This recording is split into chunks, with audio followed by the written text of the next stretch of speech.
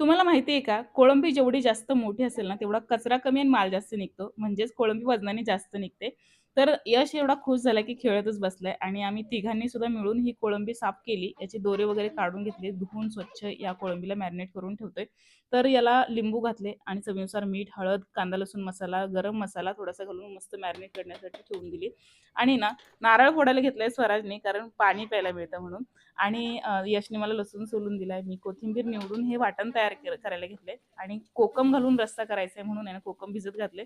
तेलामध्ये 3-4 लवंग, 3-4 काळी मिरी आणि तमालपत्र घालून फोडणी दिली. तर हे वाटण छान परतून झाल्याच्या नंतर ना यामध्ये मसाले घातले. तर चवीनुसार मीठ, हळद, कांदा, लसूण मसाला, थोडासा गरम मसाला घातलाय, कोकम घातले, कोकमच्या पाण्यासकट आणि ही कोळंबी घालून छान परतून घेतली. गरम पाणी घालून मस्त ही कोळंबी या रश्श्यामध्ये शिजवून घेतली. मस्त हा झणझणीत असा कोळंबीचा कोकम घालून रस्सा बनवून तयार झालाय. या जेवायला आणि चॅनलला पण सबस्क्राईब करा.